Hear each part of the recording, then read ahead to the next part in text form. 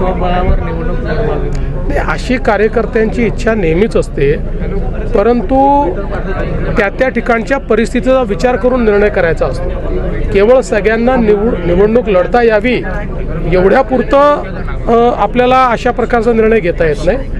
त्यामुळे जिथे शक्य आहे तिथे युती केली पाहिजे, जिथे नाही आहे तिथे समोरासमोर लढू। तमिळनाडूमध्ये प्रियांक खरगेंनी मुख्यमंत्र्यांना पत्र दिले की RSS वर बंदी घाला म्हणून। कर्नाटकचे हे जे प्रियांक खरगे आहेत हे प्रसिद्धी करता असल्या गोष्टी करत असतात, त्यांना काही स्टँडिंग नाही, वडिलांच्या भरोश्यावर राजकारण करणारे ते आहेत। त्यांना एवढंच मी सांगू इच्छितो, यापूर्वी अनेक वेळा संघावर बंदी घालण्याचा प्रयत्न झाला, नव्हे तर बंदी घातली।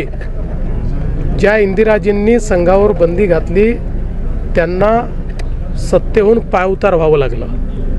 त्यामुळे संघ एक सांस्कृतिक शक्ती आहे, एक देशभक्त अशा प्रकारचं संघटन आहे, राष्ट्रीय विचाराने प्रेरित मूल्याधिष्ठित अशा प्रकारच्या मानव निर्मितीचं कार्य संघ करतं। मला असं वाटतं की हे प्रसिद्धीकरता जे काही अशा प्रकारचे पत्र वगैरे देतात याच्याकडे आम्ही ढुंकूनही पाहत नाही। श्री रवींद्र चव्हाण साहेब यांनी संपूर्ण महाराष्ट्रामध्ये विभागशः दौरे लावलेले आहेत। महानगरपालिका, जिल्हा परिषदा, नगरपालिका, नगरपंचायती याच्या निवडणुका आहेत, त्या निवडणुकीच्या निमित्ताने आढावा घेण्याकरता या बैठका लावण्यात आलेल्या आहेत।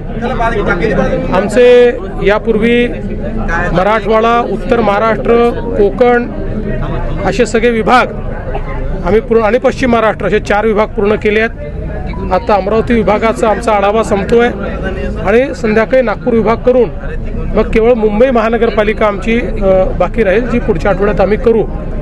एकूणच कार्यकर्त्यांची मानसिकता आणि तयारी चांगली आहे। निवडणुकीकरता पूर्णपणे त्या ठिकाणी आपलं जी काही यंत्रणा म्हणून पार्टी सज्ज आहे आणि त्यांना एक दिशानिर्देश देऊन कशा प्रकारे या निवडणुका करायच्या असा आमचा प्रयत्न आहे। युतीच्या संदर्भातही आम्ही जे काही अधिकार आहेत ते खाली देतो आहोत, पण साधारणपणे जिथे जिथे शक्य आहे तिथे युती केली पाहिजे अशा प्रकारचे निर्देश दिलेले आहेत। आणि एखाद्या ठिकाणी युती झाली नाही तरी मित्रपक्षावर टीका करू नये अशा प्रकारचे निर्देश हे त्या ठिकाणी दिलेले आहेत। मला असं वाटतं की महायुती म्हणून या निवडणुकीमध्ये चांगलं यश आमच्या तिन्ही पक्षांना मिळेल। निवडणुकीमध्ये 14,000 पेक्षा जास्त बोगस मतदान झालेलं आहे।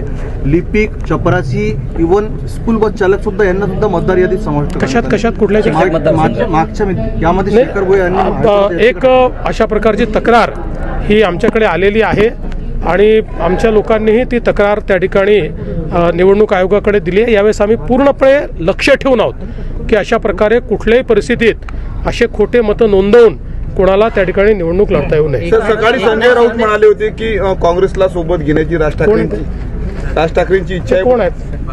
खासदार